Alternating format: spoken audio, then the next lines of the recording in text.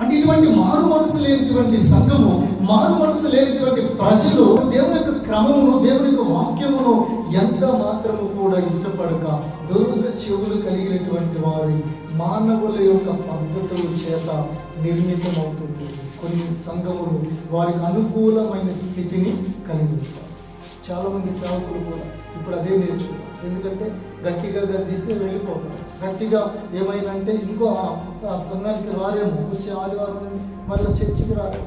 చాలా మంది సేవకులు ఏం చేస్తారంటే బుజ్జగిస్తూ ఉన్నారు. అంటే నిజమైనటువంటి వాక్యాన్ని దాచిపెట్టేసి దేవుని వాక్యంలో ఉన్నటువంటి విధంగా హెచ్చరించకుండా, సంఘమును దండించకుండా, పాపమును ఖండించకుండా, మనుషులకు భయపడి, అలాగే వారికి అనుకూలమైనటువంటి బోధను కేవలం ఆశీర్వాదం ఆశీర్వాదం ఆశీర్వాదం ఆశీర్వాదం తప్ప, అలాగే దేవుని యొక్క వాక్యాన్ని వెల్లడిపరిచేటువంటి సేవకుల సంఘాలు అంత్య దినాలలో కలుగుతాయి.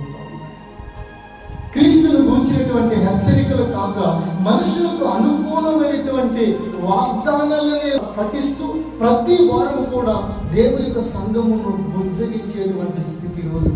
ఎందుకనగా జనులు హిత బోధను సహింపక దురద చెవులు గలవారు తమ స్వకీయ దురాశలకు అనుకూలమైన బోధకులను తమ కొరకు పోగు చేసుకొని సత్యమునకు చెవినియక కల్పనా కథల వైపు తిరుగు కాలము వచ్చును అన్నాడు. వచ్చింది ఏంటంటే తమకు అనుకూలమైనటువంటి బోధన వీళ్ళే సెలెక్ట్ చేసుకుంటారంట.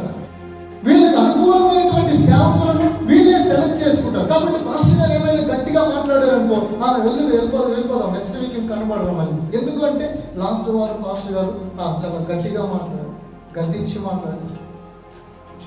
దేవుని వాగ్దానం అనేటువంటిది దేవుని యొద్ద నుండి బయలుపడుచున్నటువంటి ఒక శక్తివంతమైన మాటని ఒక విశ్వాసి ఎప్పుడైతే వాక్యాన్ని గ్రహిస్తుందో, ఆయన స్థానం నుండి బయలు వచ్చేటువంటి మాటే దేవుని యొక్క వాక్యం అని ఒక విశ్వాసి ఎప్పుడైతే విలువనిస్తుందో, దేవుని యొక్క వాక్యమును రెండు వైపులా రిసీవ్ చేసుకుంటుంది. వాక్యం అనేది రెండు అంచులు కలిగినటువంటి ఖడ్గము. అంటే రెండు వైపులు పదులైనటువంటిది దేవుని యొక్క వాక్యము. దేవుని వాక్యము ఒకవైపు ప్రేమిస్తే మరొక వైపు దండిస్తుంది.